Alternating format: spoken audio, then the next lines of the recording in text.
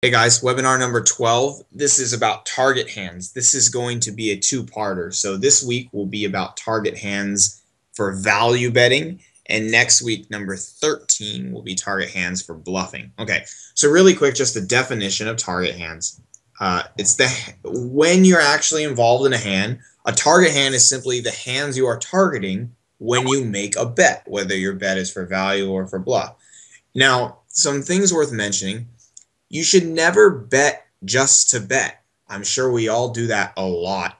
But you want to bet in order to target specific hands. A simple example, you have kings, you want value from queens. So you are targeting pocket queens when you raise pre-flop with pocket kings. But usually we don't think on those terms. We just think, oh, standard raise or standard bet, therefore I do it. Another thing worth mentioning, if you ever bet without thinking of specific hands you are targeting, you're probably not playing optimally. But in no way is that an insult at all, because you're not alone. We all don't play optimally.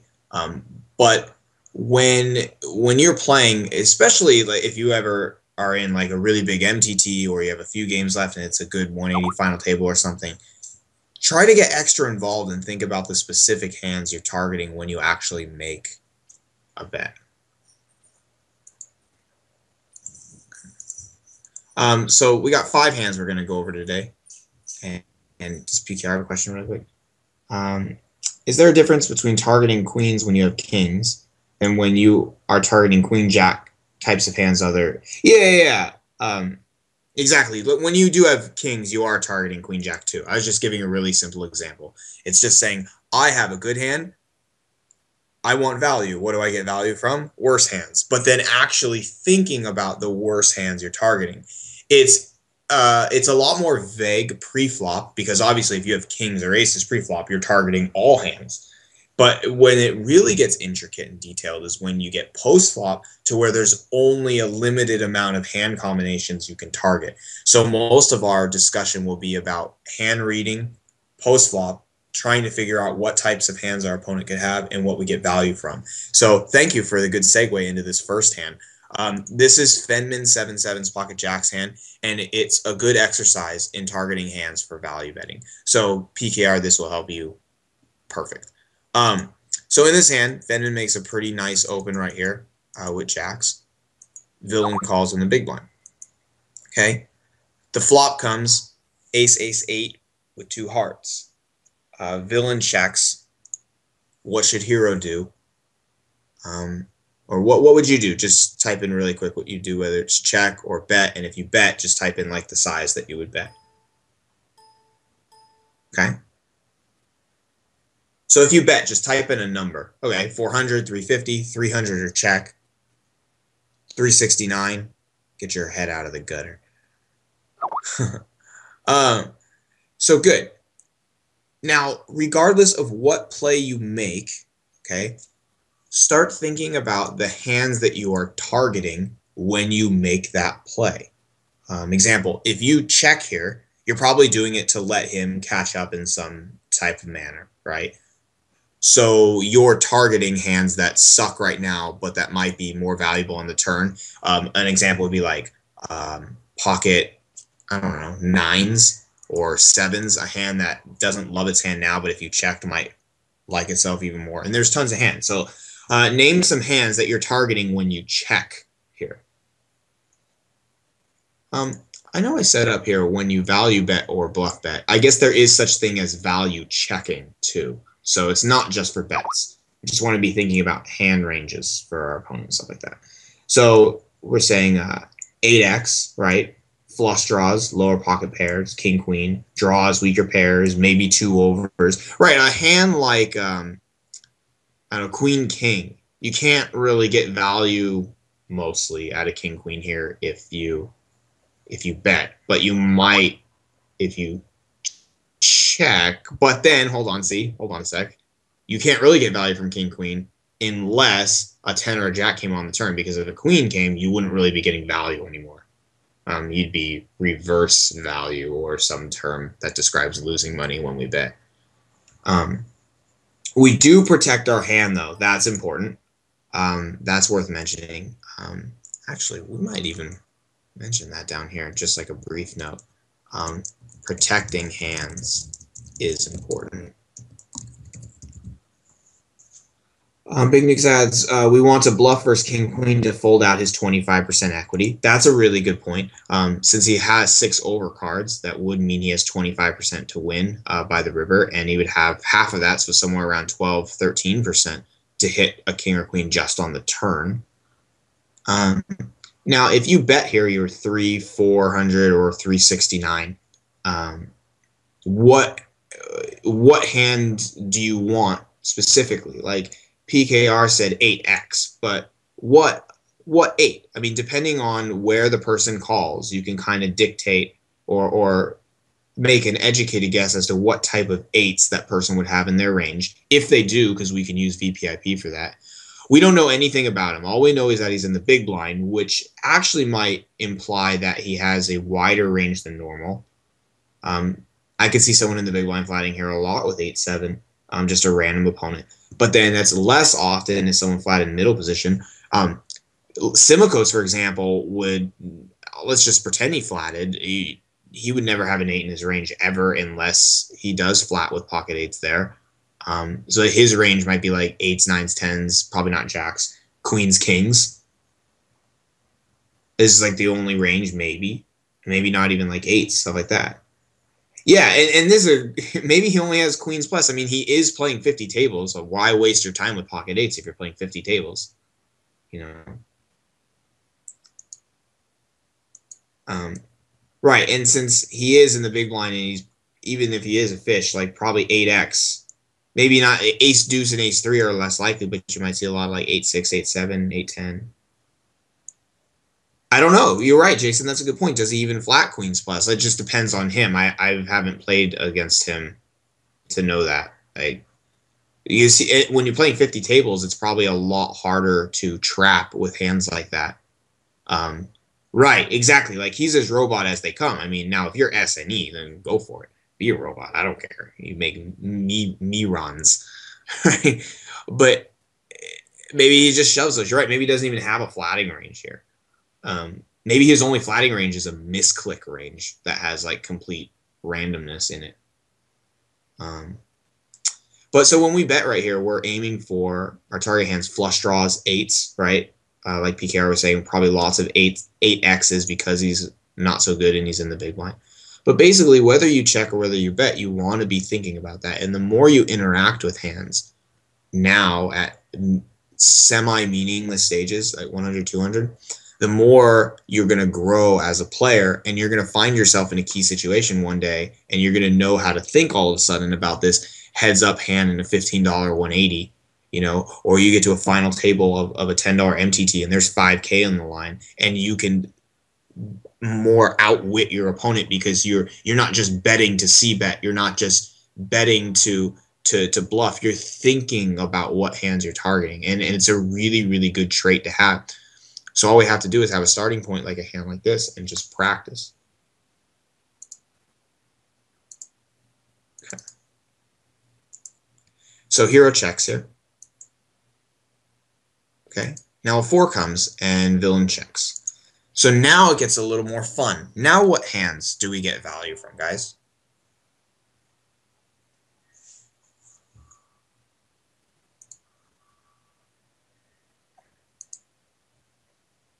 Oops.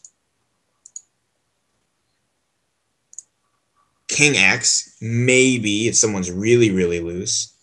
What I love about the turn card is there's 22,100 flops, and Big Nukes can type in what it is when 2 people have cards, or, you know, whatever it is, some crazy number.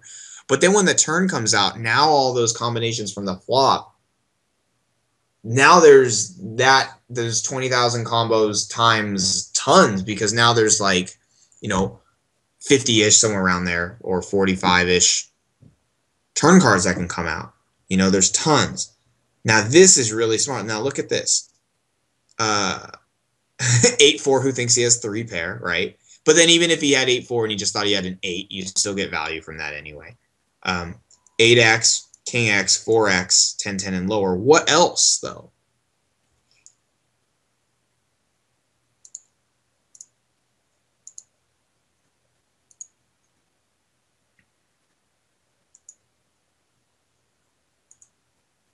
Jack 10 suited, I guess it would be Jack 10 of hearts.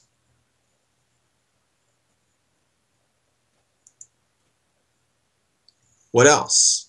This is probably the best part about the hand right here. There it is. That right there. Look what that 4 did. And this is the conversation that Fema and I had. I never thought about this before. And this is what I love about hand reading and board reading in poker is you don't have to memorize things. I've never thought about this once before, but during the session we realized that 4, notice how there's between the ace and the 8, it's like a 6 gapper we counted. And then from 8 to ace, I should say from ace to 8 with the low cards, 2, 3, 4, 5, 6, 7. I'm counting on my fingers. There's six gapper. And then between the 8 and the ace going upwards, 9, 10, jack, queen, king is a 5 gapper. So whenever you have a huge 5 or 6 gapper, and then a middle card falls right in between, it starts creating all these gut shots, and sometimes if the cards are close together, like double gut shots. I mean, there's a lot of stuff that 4 creates that you can get value from. And as you guys know, there's 16 combos of unpaired hands. So all of a sudden there's 16 combos of 7-6, 7-5, 3 deuce if he has it. Doesn't always mean he has it. But this opens up possibilities for us to get value from. And those are the specific target hands in this hand. All the gut shots, 7-6, 7-5, etc. The heart draws, the 8x, the 4x, etc., etc. And now imagine if the turn card was like a queen. Now all of a sudden there's a bunch of gut shots up there, etc. If they have those hands, it's debatable. But based on his position, it's more likely he has them than if someone in middle position flatted. So that's where position kind of comes in there. Does he have 5 deuce? Maybe he never plays 5 deuce ever. But being in the big blind, maybe he has it. I would assume that most of the time I agree with Jason. Most don't. But it's a possibility. And regardless of if he has them or not, we want to practice seeing those hands on this board, because the more you do it, the more you'll be better prepared for a more important hand than this. Cool. So we bet for value, and villain folds. Okay. Hands 2 and 3 are kind of the same thing, so I'm going to show you both. Here's the first one. It's a final table, 9-handed of I believe it's an $8 180 man. Folds around to Mavericks in the hijack, puts in a pretty normal min raise right here. Folds to the button shoves. Okay, the blinds fold behind, it comes back to Mavericks. That's hand 2. Here's hand 3. This is 9-handed of a $15 180 man. Folds around to FCP Prospect, or FC Prospect, however you say it, in the hijack again. He puts in a min raise. Folds around to the button again. The button shoves. The blinds fold. It comes back to FC Prospect. Both these hands are pretty similar. Same position. Villain is in the same position. It's the same exact stage of game. Their stacks are fairly similar. The only slight difference is, I guess, the button here is shoving 30K, and here the button is shoving 20K. This is about pre-flop target practice. When you raise ace-queen, you want action from ace-jack. You want it from ace-10, etc. Right? Thinking of hands that are worse than yours. But in this situation, do the target hands you want exist as much as you want them to? In other words, when you have ace-queen, do they always have ace-jack? If you have ace-8, do they always have ace-7? Stuff like that. What are your thoughts on these hands? Like, what are you thinking about? What would you do? He shoves 20. Show you the other one. They're virtually identical. So what do you guys think? We'll leave it on this one. Okay, let's see what you guys say.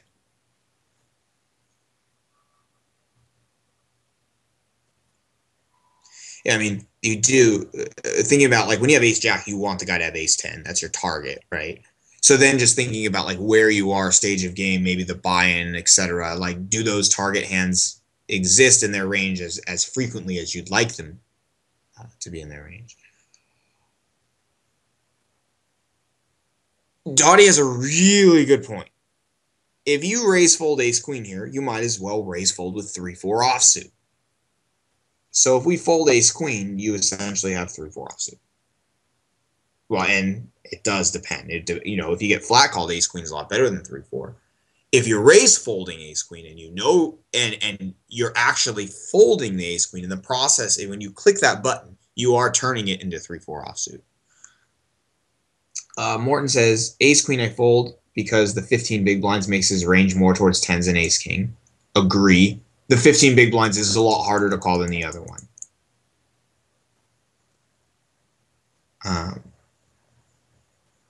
Depends on 3-bet stats. True. Let's say you have 0 stats. I mean, what if he was at the other table and you never came across this guy, and now you merge, and this is one of the first few hands. I don't know if it's the first. It could be like the first to fifth hand at the final table. This one's $8. The FC Prospect one is a $15.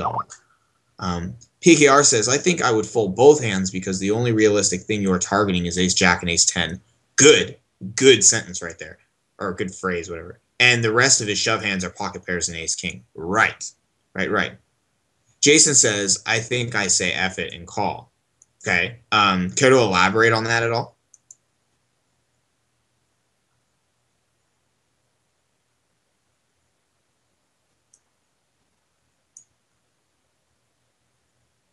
In which one? Both of them? Or one in particular? Oh, someone left. The ace queen hand. Okay. Yeah, and that's really interesting. Let me read some of these comments, and then I'll ask a question here. Ace jack is much, or sorry, ace queen is much stronger than ace jack. Agree. Yeah, F it and call. Easy game. Well, right. I mean, we want their reshoving ranges to have specific hands in them because we're targeting specific hands. And then when you think about, well, two things. I mean, we always talk about if you're beat, you're beat. Because you could open shove ace queen here and be super profitable, right? I mean, you could simplify and go, okay, folds around to me. There's 48 in the pot, so the blind is like 3K. Everybody behind me has less than 10 big blinds, so this is just the shove. So what's the difference if I raise and call that guy and I'm beat? Because I was just going to shove it anyway, right? But then you think about, where are you right now? Does that influence their ranges? Let's see. If he does have ace 10, we want that. Jesus is not going to call a nit, but if he's some Brazilian, then is that countryist? I don't know.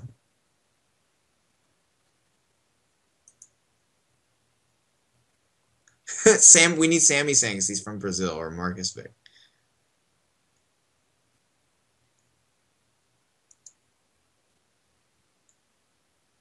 Mark says final table is tighter in my opinion, especially first hand. Now that's a good point too, because if this is the exact first hand, people are probably really tight. I mean, think about it overall. Like, unless you're a good player who recognizes ninth place isn't anything to be super stoked about. But then there are even some players who kick in some ICM once they get to final table. Do you think that people really want to lose right now? Like, because this guy with a healthy stack is willingly shoving into a guy who can bust him. And unless there's some metagame, he doesn't really seem to care all too much. PKR says, if you are raise calling ace queen, why not make it 3x so the people behind can 3-bet lighter because the reward is higher for them? Definitely true. That would induce me to shove wider. It doesn't necessarily induce everyone to shove wider. Another group of thinking would say that if you make it 3x, it doesn't look like you'll fold as much, so they might reshove tighter. And if you raise smaller, it looks like there's just way more room for you to fold. There's just two versions of that. I agree. Like for me, I'm always like, oh, if there's more money, there's more reward, therefore I'll go with it. But that line has to be drawn somewhere. I mean, if villain makes it 10K, I mean, that's a lot of reward, you know. But so there's like some kind of invisible line somewhere where people start changing the way they think, where it looks like someone will always call or it looks like someone will always fold or somewhere in between. That's a really good point, man. Thanks for bringing it up. Dottie says they won't shove wider just because it's... Oh, okay. So you're addressing that. Now, that's a good read right there. Just because someone's winning doesn't tell us... It just tells us they're not stupid. But this is really important. He's not scared money. Because if there's one thing that really good players have in common, it's that they're not scared of losing. I mean, yeah, losing sucks, but he's not going to fold, you know, ace king here because he's scared of it. Something. So that's a really great point there. Okay. Well, right, it's a coin flipper way behind. That's true. Can Pedro hear you? Okay. And it's less likely as aces. Right. The most likely big pair, if he has it, is kings, I guess, because of the blockers.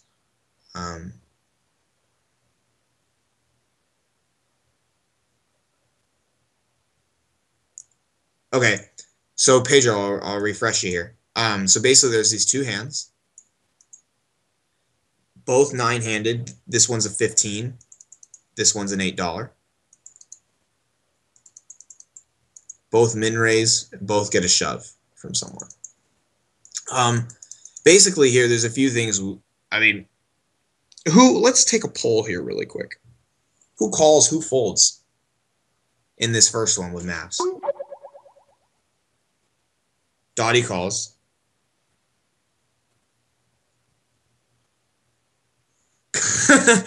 Can't we just drag our mouse over the universal replayer and it shows us the country? Damn it. The button in both hands is shoving. So the first one will take a poll. So let's see. Fold, fold, call. Ace, jack, fold, ace, queen, call. Another call.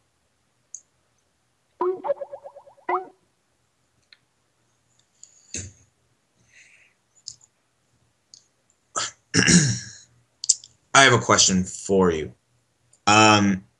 If he told you, and let's pretend this is true, he says, I have ace, queen. Sorry, just kidding. I have ace, jack, plus, he says. He says, I have ace, jack, plus only. No pairs. Just ace, jack, ace, queen, ace, king. Do you call?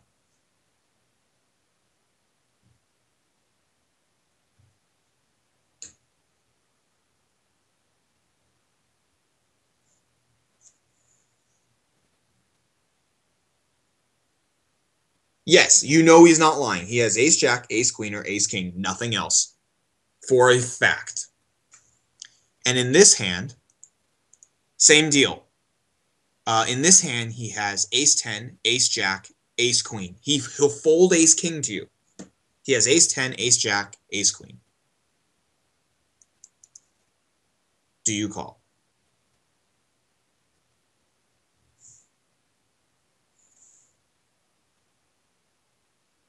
No, it's the button again. So here you go. Button is shoving 10x.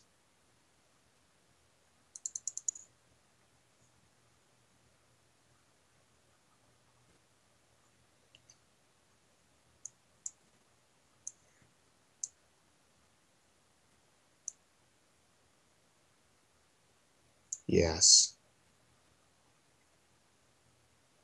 Okay, this is very interesting here. Okay. So if he has ace, jack, ace, queen, ace, king, this is a plus EV call. but like Dottie said, a very thin one.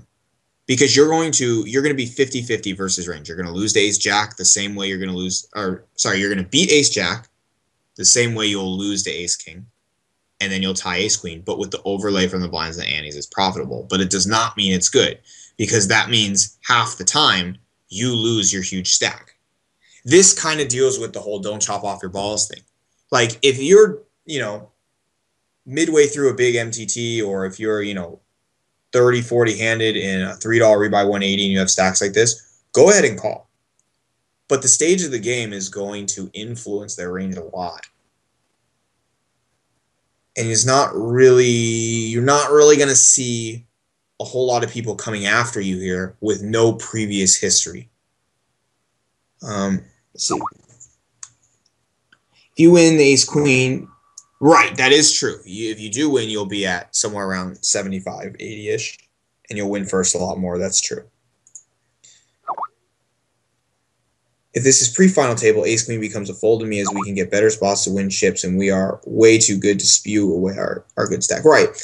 A lot of it, too, is the better you are in post-flop stuff, the more edge you're losing here for future hands, because you're taking yourself out of a great stack size. It's like a zone. With 20 big blinds, you can do stuff. If you lose that zone and say you go down to 8 big blinds or whatever, you can't do stuff anymore that you can do with 20. So you lose skill because your skill can't do anything. Some people would take a coin flip. I think it's just like a personality question at that point. Some people like doing that. Some people don't. Dottie says, this is a very big difference between, say, small blind shoves, we have ace 7. We give him a range and we have 35%. Right, at 33% pot odds, thin edge. But when we're opening and have to call ace 7 with 35% equity at 33% pot odds, but we still profit when everyone folds. Right. Right. You have 0 folding equity in this hand now. You make $0 from the equity when people fold, because they're not folding. So all you have is showdown equity here. How many people would call or fold this hand right here? The ace jack hand. Marty snap calls.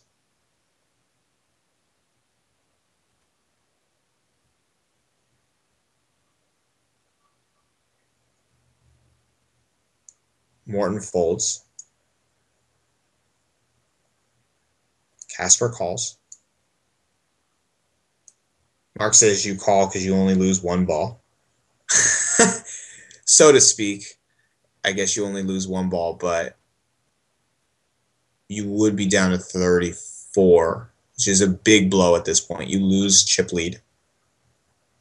Pedro says, best explanation ever on this was what Space Gravy said. He used to call all-ins pre with ace-king early, but now that his skill comes from getting deeper and deeper and min-raise more and search for different spots, he avoids spots where he has to put in his stack. Thank you, Space Gravy. That's saying he doesn't chop off his balls in early game situations. Yeah. Ooh, Space Gravy. Ooh. PKR says, call, have a good stack. If we lose, still have a good stack if we lose. And if we win, we will dominate the other big stack. Right. Now, that's a good quality. Fold, you have a good stack to be aggressive with, Puyan says. Let's look at the odds of this one. Okay. You are, 35%, just like Dottie said. Okay. Let's pull up Poker Stove really quick. What range do you give this guy? We have target hands. We want him to have ace 10, ace 9. What is he? This is one of the first hands of a $15 180 final table. That has to have some impact on this guy's range. He has no reason to get involved here. He's definitely not shoving as a bluff. Right. Exactly. Because the stage of the game indicates that probably most people aren't going to blow up on one of the first few hands of a final table. Look, even if he has king, queen, ace 10 suited 7s, that seems about right. You're barely profitable here. Barely. And that's including king, queen. Some guys might not even have king, queen there. Some guys, if they play king, queen, they'll just flat it, you know? But if you're playing against a guy who's reshoving and has like queen, jack, jack 10, ace 8, ace X, those are the target hands. That's what you want.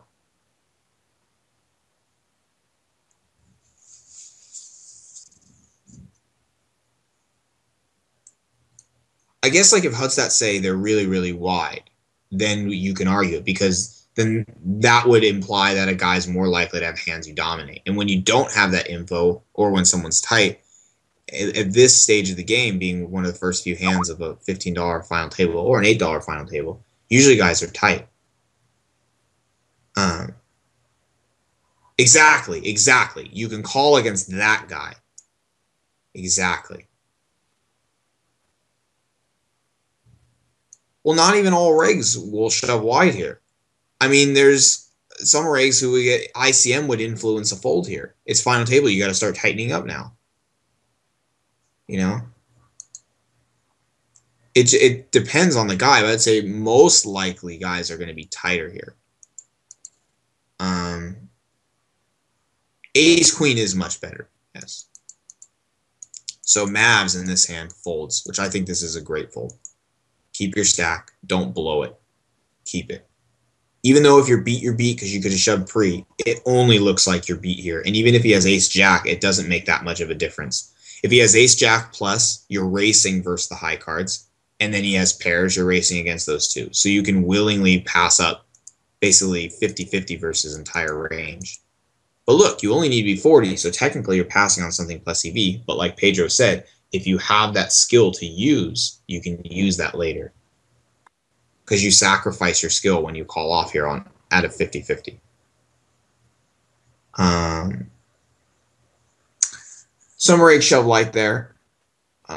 It's true, but we wouldn't want to read before we make that call. I think it's better to, if you're going to make a big call, basically what I've started to tell people is that you want to be able to high five your friend when you do it. If you can't make a high five call here, and be like, up top, man, great call, then you probably shouldn't call in a huge spot like this.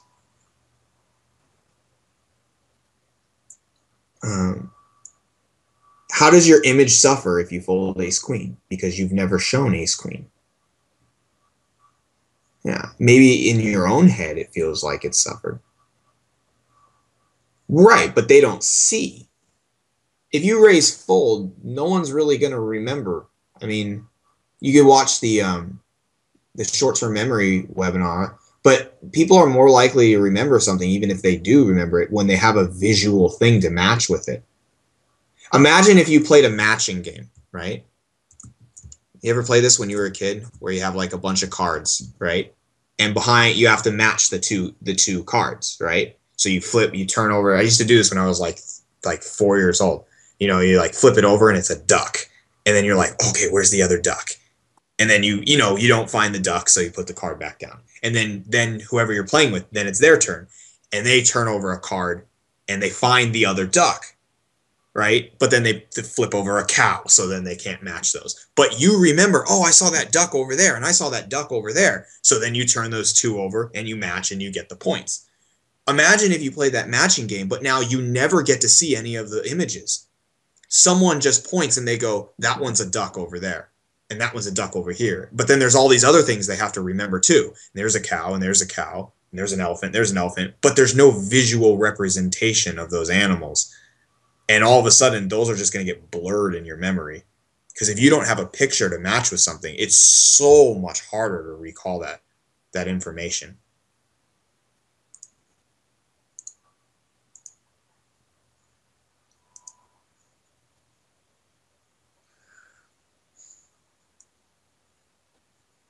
Also, I would say that it's a psychological leak if you're not raise folding based on trying to preserve your image. That would be like a psychological error. In this hand right here, maybe this is results oriented. This should probably be a fold too. I think we can argue this one. We know from webinars, so I wrote this here. Previous webinar, we talked about raise folding and stuff like that. So we definitely can fold to 10 big blinds. We know that. Morton put in some ranges. Let me scroll up to that really quick. Oh, that's if we have ace queen. So we said if we have ace jack like we do, and we're versus sevens and ace 10 and king queen suited and stuff like that, we're only basically 1% more than what's needed, and that's not enough to sacrifice our stack for. So personally, I would fold this really quick. I still think it is debatable though.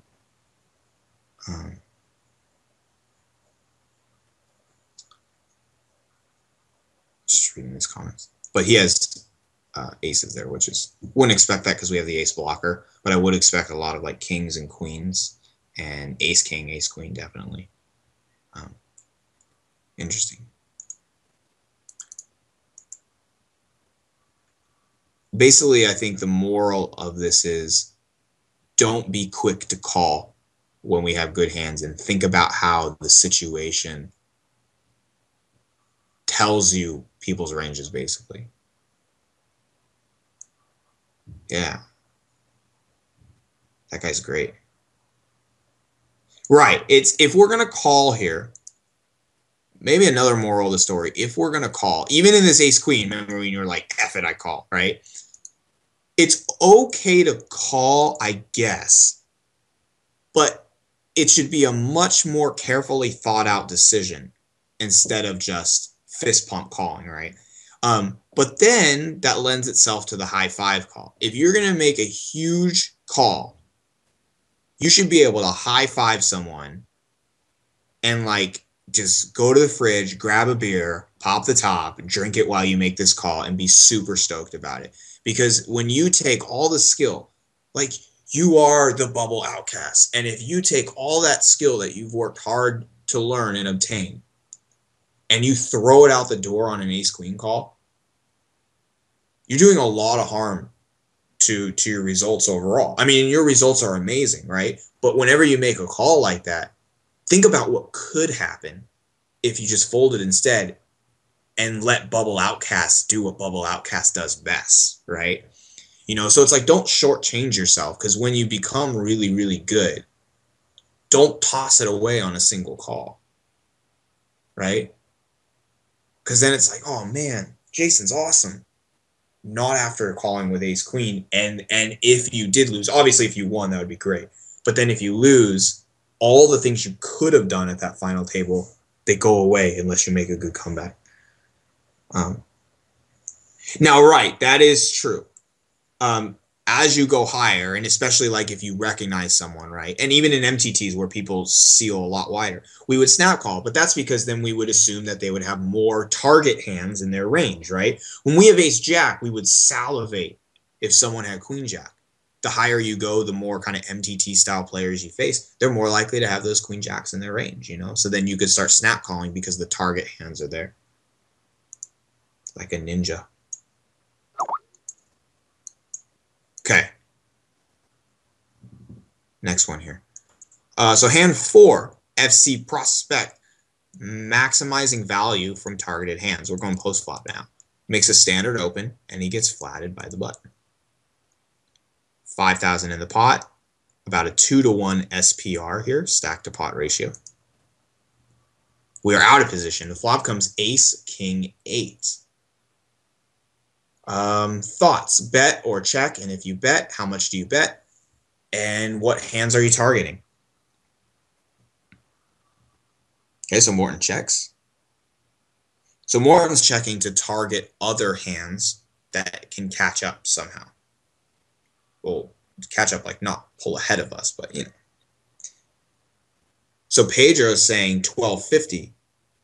Obviously, he's targeting something like weaker hands, that sounds like. Maybe trying to induce a bluff, perhaps. So you're targeting bluffs, maybe, by inducing with a wimpy bet. Marty's saying check call. Casper says 1500, which seems like Pedro. Dottie says it seems kind of awesome. And whatever Dottie says is absolutely perfect. Kuyan says, would a small bet still make pocket pairs give up? That's a great point. What if a guy had, let's think of some target hands here. Small pocket pairs. What if a guy had pocket 9s, pocket 7s here? And he goes, oh man, ace king on the flop, that sucks. And all of a sudden, you get this little why me guy betting 1250. And all of a sudden, this guy on the button, this Rulizo, whatever his name is, Rulizo, sounds like someone from Jersey Shore. I don't know. All of a sudden, he has 7s or 9s, and he can't fold because he's getting 5 or 6 to 1. And Daniel Negreanu said you have to call if you have 5 or 6 to 1. You know? So that's a really great point. Good question.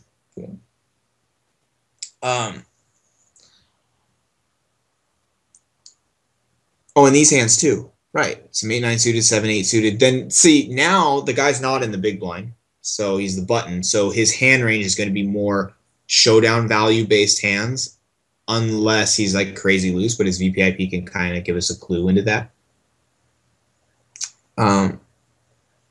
PKR says, I check. If I am betting, I am targeting ace X, king 8, queen jack. Exactly. Good. You got the gut shots in there. Way to go. Queen jack, queen 10, jack 10, and 10s through queens. Very good. Bet 800. You could bet 800. All Broadway hands make something on this board. That's a really great point, Casper. Well, right. Pedro says that if the guy, it depends on the buy-in if the guy folds 9s. True. But notice how your bet sizes can target specific hands. Like if we said he has 9s, what is the most optimal way to get him to call a flop bet if he has pocket 9s? It would probably be a small bet, you know? Or, yeah, even betting 800. Jason says, I bet small or check, reads, flow. Oh, that's a good point. Would help some aggro fish. Might just barrel if you check. Yeah, it's true. It's true. So if you check, you're targeting bluff hands, or you're targeting an aggressive player who might bet with weak hands. Like a crazy aggro guy might bet like king 10 here, and he doesn't understand that he's not getting value when he bets king 10, but a really aggro bad player might do that. Mark says, check and it might be insta-bet for villain, right?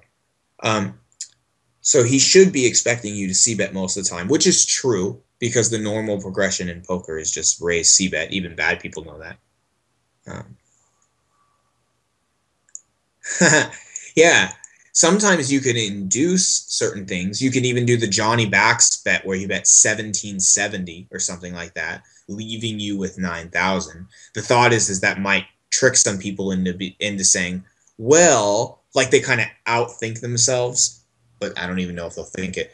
Like, oh, he has 9,000 left. But if he wins the pot, he'll have a bunch of chips, so it doesn't matter. So he's trying to leave himself with 9,000 if he folds. Therefore, he must want to fold. Therefore, I'll raise. One way of thinking. Well, you could bet 888. That's kind of smart. It accomplishes what Pedro wants to do by betting small and getting value from weak hands, and it might trick him into doing something weird.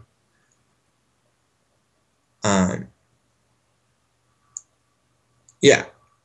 Checking might put you on a pocket pair, giving him a bluff opportunity. Maybe, if he's thinking about the kind of cards that you might hold. Sure. In this hand, hero bet's really small. 1,600. So you guys are kind of right on the ball with what he was thinking here. PKR adds, it might trick him into thinking you have a set of 8s.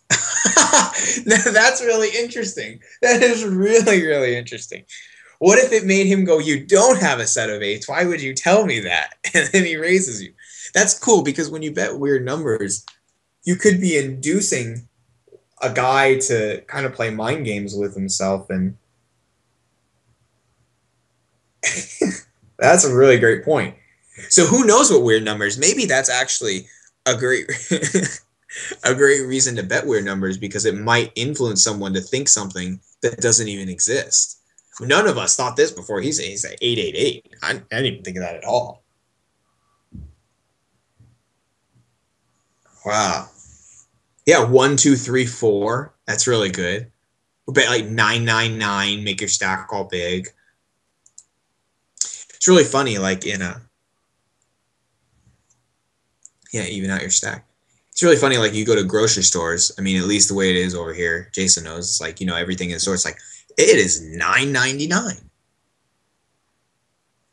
And that fools people because it's like, oh, it's not $10. It's not 4 digits of price, But then in poker, if you made $9.99, it makes it tall and threatening. Sometimes in poker, if you can make it 1 chip, Like if you bet 1,000 or something, it looks like one chip, so it looks cheaper to people. I'll tell you guys a really cool story of how someone exploited this. This was several years ago. I found this in the archives on 2+2 a long time ago. There was a guy playing 10-cent, 25-cent Omaha, and I guess it was like no limit Omaha or some, I don't know, whatever. I thought it was only pot limit, but basically the story goes that he found that if a min raise in this game was to 50 cents, he found that if he raised to $25.25, it's the exact same graphic as if he had min raised. And what this was doing was it was exploiting brand new players to the PokerStars website who would not have their betting sizes shown with the digits. So then they thought they were calling a min raise, but they were really calling $25.25. And then they were folding the flop when they had like a couple dollars left. And so the guy posted hand histories of guys that said like, so-and-so calls 25.25, so-and-so folds on the flop to a $5 bet. And then there was literally, they would type something and it said like, what the hell? How did that happen? and so it was like these guys weren't realizing their mistakes till it was too late. It was all because the image of how it appeared was fooling these guys into thinking something else because they were brand new to the site and didn't have the numbers displayed yet. Because you know when you log into PokerStars for the very first time, right? You have to click the show betting sizes. You have to do that manually. It doesn't do it for you. So I thought it was really cool thread. It's somewhere in the archives somewhere.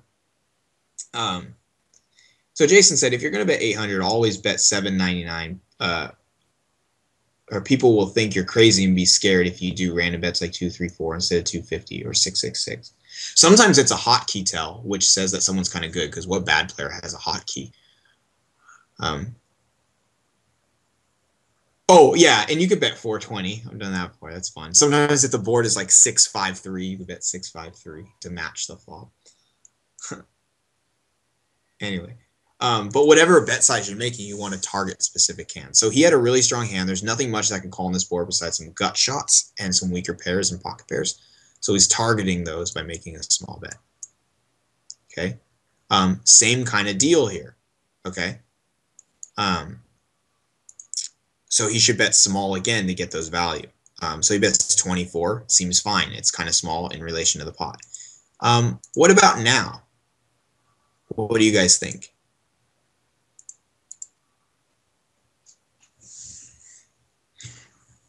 He's bet small before. Well, the bink, I don't even know if this is a good bink or not. I mean, he definitely has the best hand. Dottie says 6150. Julian says 15. Right. All right. We were betting small before. We bet 16, try and get value from weaker targeted hands. Same thing on the turn. Same thing on the river, right? Morton has a great point here. And Puyan too, there you go. What can he have that calls us? So now we think about our target hands here. If he has a gut shot straight draw that missed, it doesn't matter what you bet, he's folding. Unless you bet 800 and he can't fold or something. Well, he probably doesn't have, we beat all these hands, the 8s and stuff, but he probably doesn't have those. So we want to think about realistic hands that he can have here that will probably call, right?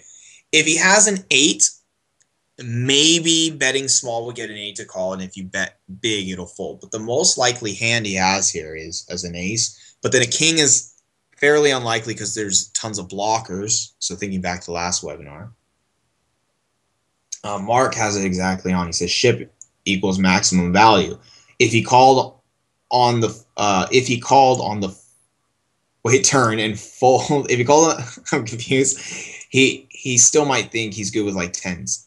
Yeah. Now, what's interesting about this is because if he has an ace, we get max value by shoving. Same thing if he has a king, even though it's rare. But the key is if he has a gut shot, he's not calling. Like, because basically our options are betting somewhere small, like 3,000 or shoving. If he has a gut shot, he's going to fold to either one of those. The only one that a bigger bet might, or a smaller bet might get a call from is an 8. Rulizo is not out if he calls, so there's more likely he's called. That's true, because his tournament's not on the line. That's true. Pedro says, the only hands you do not get a call from are the queen 10, queen jack, jack 10. Yeah, bet 4 to 5,000 is best. PKR says if you had more than him, make it 7K. Right. Check call would probably miss value. On rivers, you don't want to check it when you're out of position. You don't want to check if your opponent has a worse hand that he might call a bet with, but then might check behind. Because there's a lot of guys here, for example, who might have a hand like ace-2, and if you check to them, they'll check back because they have showdown value. So we have to get value from the hands that he's willing to call that have showdown value. Yeah, it just depends on what pairs. I mean, if he had, for example, queens, jacks, tens, nines, sevens, sixes, they could still be in his range because we bet so small, because we targeted those hands. Like, let's say he flatted with queens pre-flop. He hates that flop, but now the 1,600 bet might lure him in. And now the pot's a little bigger, so we can bet a little bigger, but we're still luring him in. Notice the percentage of the pot. He's betting about 30% of the pot here, betting 16 into 50. Well, it's like 32%, so he's betting 1/3 pot. Then he comes over here, and he's betting 24 into 82. 24 into 72 is 1/3 pot, so this must be like 30% pot, somewhere around there, maybe a little less.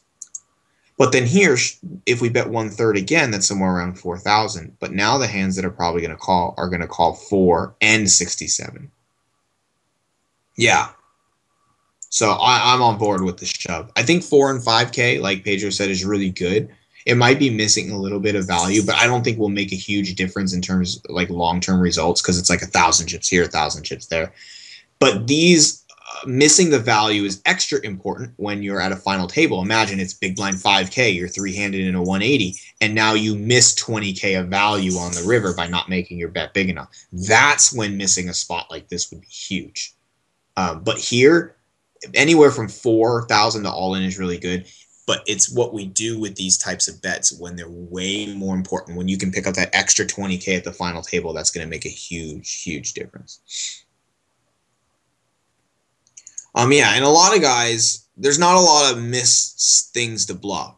Plus, if someone was really aggressive enough to bluff the river, then they might, I don't know, they might even just bluff a draw earlier, maybe, because it kind of fits with the personality.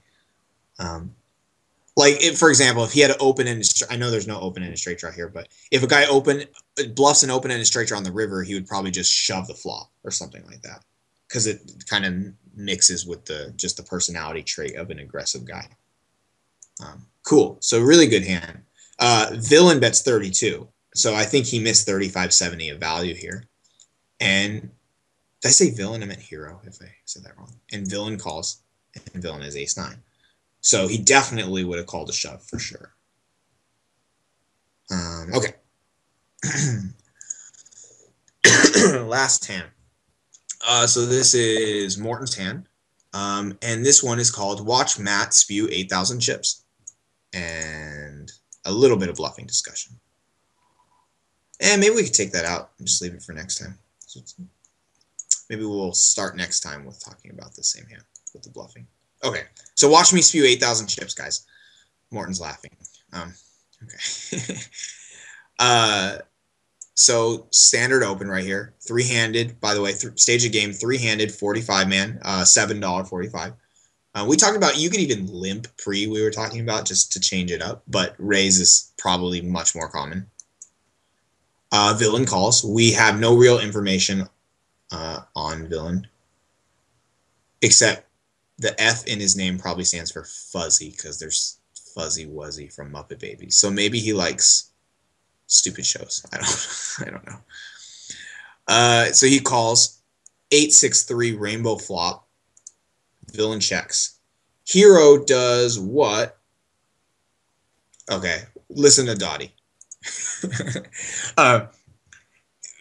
What do you guys think? If you bet, type in the amount that you would bet, and also what hands are you targeting? Oh, the guy wrote that in chat. Okay. So PKR says check behind. I think that's a great option. There's not much you can get called by. Bet 386. You could bet 3,866 or something. Um, what hands? What hands? If you were to bet here, so even if you check behind, like PKR said, what hands would betting get value from, and what size bets? Like example, I bet if you bet 1,200, you could get value from a 3 if he had it. But then, of course, you'd be missing value if you bet 12 and he had an 8 in his hand. Or maybe he was shoved, so it wouldn't make a difference. Pedro says, bet 12. At least make the pot a little bigger, as you won't fold anyway. So your plan is to get his stack. Yeah, exactly. And this is like called massaging the pot, right? So PKR says 7-8 suited, 8-9 suited, 6-5 suited. Right, very possible. And let's remember, he is in the big blind. So, because there is a group of people, a class of thinking, he is getting over 3-1, and that does mean ATC to some guys. Incorrectly, of course, but defending blinds is probably one of the biggest mistakes that a lot of random players make. So, I mean, he could have a lot of hands here. And so which hands we get value from, and then what bets maximize value versus those things. So Mark says, if you bet 2K, you set yourself up for a turn shove. Now look at that. That's really interesting. He bets 2. I assume that would mean villain would call if we're setting ourselves up for a turn shove. So that would make 10 in the pot, and villain would have about 9 left. That'd be perfect. So Morton agrees with Wyme. Jason says, problem with setting up turn shove is a lot of turn cards will make his hand weaker. Oh, smart man, right. If this guy has an 8, for instance, and let's just say he's going to check call, then a 9, a 10, a jack, a queen, a king, and an ace all scare the shit out of that guy. Maybe an 8, maybe he shoves an 8 now, so it wouldn't make a difference. Let's say when he has a 6 or a 3. That's a great point. If you bet 2K, you're targeting weaker hands, the 6 or the 3. But now, turn cards would scare him off. So my question is, if we're going to bet 2K now, which is okay, how would our turn bets have to change on a flop texture like this? If you donk bet turn, that's right.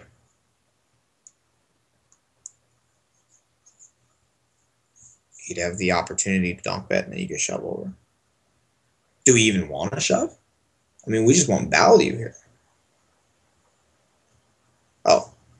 Basically, the question, just to repeat it again, is obviously we don't want to set up a turn shove because there's a lot of bad cards that could come on the turn that will scare him away with a marginal hand, like Jason said. So then, if we bet 2K now, what would our turn bet need to be like? Let's say the turn is a 10.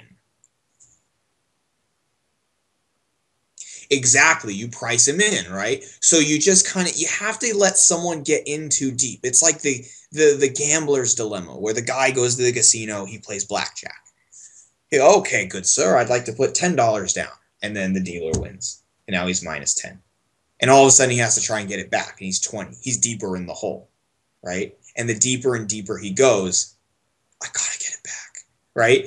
So if you build the pot slowly here, even if scare cards come, you bet smaller to target weaker hands, you eventually get to the point where, like Jason said, he's priced in, or where it's the gambler's blackjack thing. He's in too deep. How could he fold now, right? Casper says 50% on the flop with that stack can make him go all in on the flop. Very true. But he's probably only going all in with hands he was already planning on going all in with anyway. Sure, the stack size is set up nicer, but if he has an 8 and he's planning on check raising all in, it probably doesn't matter what size you bet. He's going to get it in. The weaker hands, now the bigger we bet, the more likely they are to go away. And bad players are probably more likely to call with weaker hands than to raise. Unless they're crazy psycho bad players. Jason's got a great point. There's no right size. It's somewhere in the ballpark of small. Because we're trying... An 8, let's assume, for the most part, if a guy has top pair here, they're probably going to get it in. Because, I mean, it's top pair. Come on. So we're targeting weaker hands here, a 6, a 3, some draws, maybe like an ace high that he wants to make a call with, something, I don't know. but a smaller bet seems good here. But not a smaller bet with the intention of setting up a turn shove, even though it does do that. But a small bet in the sense that we're trying to lure this guy in, make him get in too deep, make him be priced in, like Jason said. People who flat may go all in with 3-4. It's possible. They call 2K now. What if they call 2K again on the turn? And then by the time they get to the river, it's just like, he's put in so much. How could he fold? But most of the reason sixes aren't folding on the turn or river, I mean, we have to look at some cards that come out and see what happens. If it's a bad card, we just need to target those hands still. The whole point you want to get from this is if we are targeting a 3, say he has a 6, we're targeting a 6, we bet small. Then the turn comes in, it's a jack, really bad card, but we're still targeting a 6, so we bet small again. We always want to make our bets reflect the hands that we're trying to target. Okay, here's what actually happened. Morton bets too big. We both agreed on this the moment we saw that he bet this. Way too big. Now a 3 might go away. Now a gut shot might go away. Stuff like that. Now if he's crazy, loose player, I guess it doesn't matter. Maybe he calls anyway. If he has an 8, it doesn't matter because he's probably getting it in anyway. If he has pocket 10s, it doesn't matter. He's getting it in anyway. Jason says, plus if you bet small, you can induce him to check raise ship the hands that he'd check, call, a turn shove anyway. Yeah, what if you even induced him to just bluff outright? Like you bet 1,500 and all of a sudden he's just like, you have nothing. You have ace king, right? Because that's about the extent of most people's hand rating there. Puyan saying, are we saying that making really small C bets is way better than checking to make you seem weak? It makes you seem weak later on, and mostly on the street you're on. But both are good. Both have their right time and place, but it's definitely something to include. Small C bets to get value from weaker hands, but at the same time making yourself appear weak as crazy. Weak as crap. Weak as, I don't know. Weak as F. Villain calls. And they lure randoms. That's exactly why, because we're targeting weaker hands.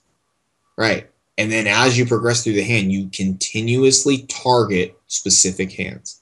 Yeah, and they lure good players in too.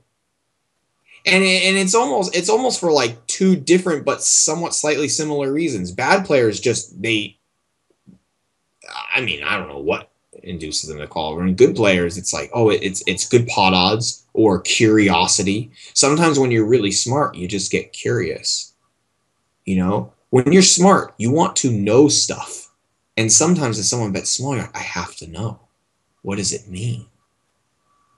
Say you have a marginal hand, someone's donk betting 1/5 pot. You just call. Right. You ever had a hand where a donk just like, he bets really small and you called him down with like 4th pair and he had a good hand and you're just like, how did I fall for that? Happened to me like all the time. It's like, God, how did he do that to me? Mark says, don't you then have to balance small C bets against regs? No, you only need to balance if people remember what you're doing. Now, for you, if you were doing those cash games like at casinos, it might come in handy more since people are one-tabling and watching you more often. But usually there's no need to balance unless someone has a memory and more importantly can do it or can use it against you. And that's the short-term memory webinar. PKR says regs don't have a memory besides their HUD. Right. Now, I guess it depends. I think the very, very top people have memories. But even guys like Simicos who probably have a memory, he's probably too busy doing other things to use it, which is apparently more profitable for him, which is totally fine by me. Huyan says, I think I check too often now instead of c-betting small. You could be missing a shit ton of value. Yeah, and that's true. And a lot of times, just regs overall, because when stack sizes are shallow, there's not a lot of flatting going on. So these won't even occur very often versus regs. Yeah, exactly. MTTs because deeper stacks, so more room for play. Turn is an ace. Villain shoves.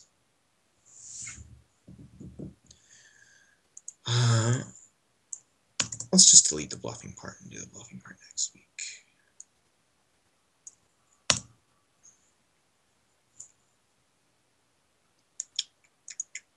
What a fuck. Whenever stuff like this happens, I always wonder why their personality changed. I have a check call. Now I have a shove. Or now I went from a check call to a bet. Like, what changed? Big Nick says it's about balance. You can just bet 1/3 of pot with the entire range. Yeah. Well, what do you beat? Right. See, my first thing when I looked at this, I said the only real thing that scares me here is ace-3 and ace-6. Because I don't think he has ace-8, because I would expect a shove on the flop. Mostly, because it's top pair. Who doesn't shove top pair? So I'm like, ace-6 and ace-3 are the only ones that actually get there, and that's rare because of the blockers and limited two-pair combos. Remember, there's 9, so there's 9 ace-3s and 9 ace-6s. And so I was like, yeah, I mean, there's a lot worse turn cards. What if you had a flop of like Jack-10-2 and the turn was a 9? Now it completes straight draws, it completes 2 pairs, it can complete flush draws, like all these different things. So this card is actually not that bad because there's not a lot of things that actually change. Mark says, what about if he floats ace-10, ace-9? Yeah, and I was like, wow, I mean, if he has ace-10 or ace-9 here, well, Merry Christmas. Like, you just randomly floated and got there with a 7% chance of hitting that, you're going to win. Merry Christmas, right? Jason says, think it's a little less likely he opens chips an ace when he hits his hand. Right, exactly. But then I'm like, okay, why is his personality changing? But I agree, I would expect a lot of people to check here. PKR says, the only thing you need to know is if he's capable to bluff here. Very good question. Let's pretend we have absolutely no information. This is what I learned from Morton. He taught this to me. Well, we know that they have good hands in their range because it's not like someone never has an ace here. Some percentage of the time he'll have an ace. Let's say, because Jason says it's a little less likely he open chips an ace. Let's be fair. Let's say that if he had an ace here, half the time he ships it and half the time he checks. But I think we can all agree that at least some reasonable percentage of the time, a player has an ace in their range here. Because that's just how life goes. Yeah. It's basically a 3-to-1. You have to be right, like, I guess 1 in 4 times. Or 1 in 3 times? 1 in 4 times, yes.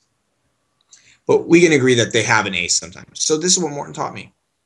Forget that he has an ace, because we know there's an ace in there sometimes. What do you get value from?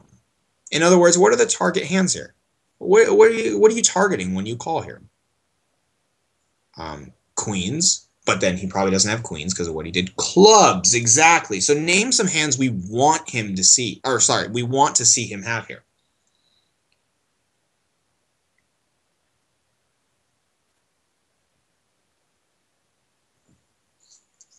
PKR says, I think the guy has a set here because he thinks it is likely you have an ace. Okay. And Jason says, I call a lot here. I call a lot too. Because the ace doesn't change that much. But what Morton taught me was to think about the hands we're targeting, right? 8 that turned his hand into a bluff. Now, this is interesting because this came up in our coaching session. Bad players will rarely ever take a made hand and turn it into a bluff because that takes a whole shitload of brain power. And there's a lot of good players who aren't even capable of doing that. Because if you have a pair of 8s, that's a pair of 8s. That is not a bluff. That is a pair of 8s. It is really hard to take a made hand and bluff it. 8x, 6x, right. But then if he check called 8x and 6x, why does he shove now? It changes personalities when it's the exact same type of hand. In fact, it's even weaker. So those don't even make sense unless the guy was just a complete nutcase. 5-4 of clubs. Okay, good. 5-4 of clubs is one. 9-10 of clubs. Right. 7-9 of clubs. Exactly. But now here's my question for you, because this came up in the coaching session. If he's aggressive enough to shove 7-9 of clubs here, wouldn't he just shove right here with a straight draw and an overcard? Because if you're aggressive enough to shove that with a draw, then you're aggressive enough to check raise. Because check raising with a draw is like the easiest thing to do when you're aggressive.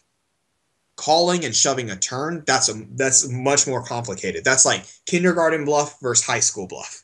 You know, it takes a lot more knowledge to be able to do the flat and shove. And same thing with the 5-4, actually. Thanks. Thank you, Mark. I didn't even think of that the first time. Why didn't he just shove the flop with 5-4? 9-10 is 2 overs in a straight draw. If you're aggressive enough to flat and shove a draw, you're aggressive enough to shove 2 overs in a gut shot. Yeah, what did the ace change? The ace, that's why I call. Because the ace changes ace 3 and ace 6, but those are so unlikely. The only hand I can think of, because we have the ace of clubs as a blocker. He can't have the nut flush draw because we have the king of clubs blocker. And so I'm trying to think, if he shoves a draw now that doesn't shove the flop with a draw, the only draw that exists now that's not on the flop is a non-straight draw that has 2 clubs that he floated with. Queen jack of clubs, queen 10 of clubs, queen 9 of clubs, queen 7 of clubs, etc. We can go down the list. But why would he float with queen high on the flop? Unless it's like queen 3 or queen 6 of clubs, jack 6 of clubs, jack 3 of clubs, something like that.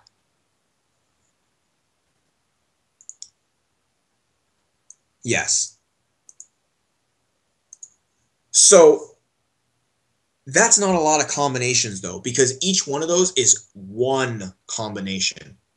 But we know there's 9 ace 6s, there's 9 ace 3s. There's even other made hands, maybe like a set of 3s, there's 3 combos of those. Same of 6s and 8s. There's way more combinations of hands that screw you over than hands that you beat here. Because the only target hand we want to see is a draw. And if he's shoving a draw now, it couldn't be a straight draw on the flop because that's easy to shove. It has to be a non-straight draw flush draw, if that makes sense. And it can't contain an ace or a king or an 8. Queen jack of clubs. But then, why did he call queen jack of clubs there? Wouldn't you expect queen jack just to fold? Cheap.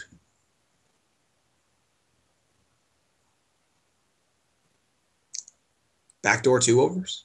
Or the win? So check this out. Anybody want to take a guess at Dylan's hand here?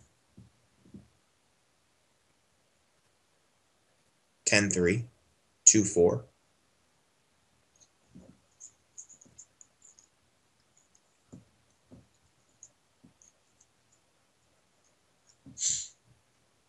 Mark says 9-10, which confuses me because if he's check calling with a weak draw, how come he's just all of a sudden shoving a weak draw too? Like if he had 9-10, he check called with a weak draw, now he's open shoving. He would have to realize it's a bluff, and that's I don't know.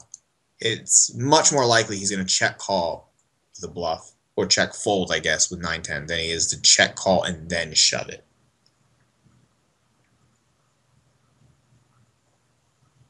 It is the ultimate scare card. That's true. That is very true. Someone has actually said the exact hand that this guy has. Someone said it already.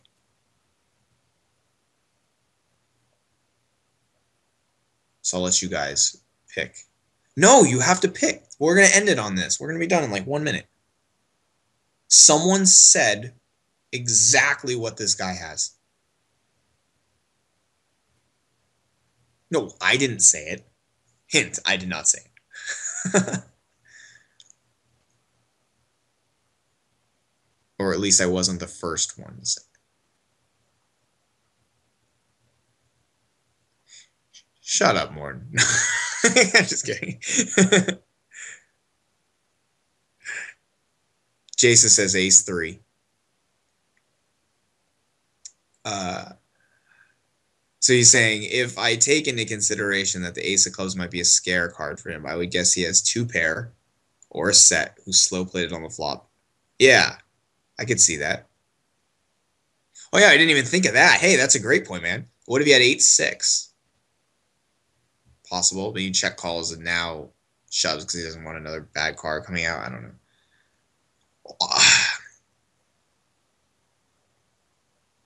8-6, I don't think he'd reshove. Okay. Or open shove. Right, maybe he bets for value, or maybe he checks again. Okay.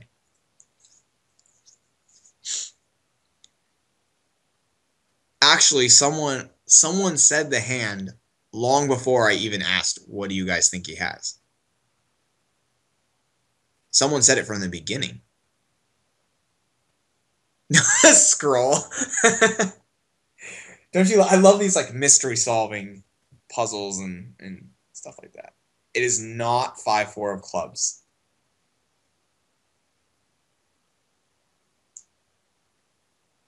It is not aces. That's actually interesting. Do you want to know who said it? It's like a murder mystery. Who did it? I love hand reading things like this. Okay, fine. Fully Focused said it. Fully Focused said it in the beginning. He said, what if... What is that link? He said, what if he's doing something on the flop?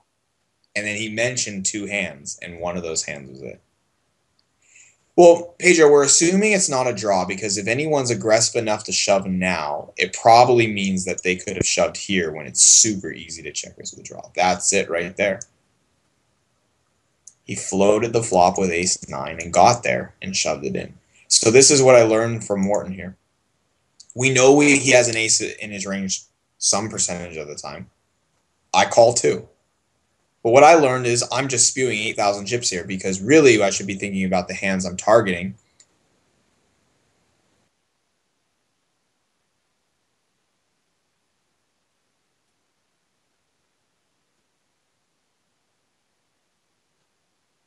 It's so easy to check raise draws on the flop.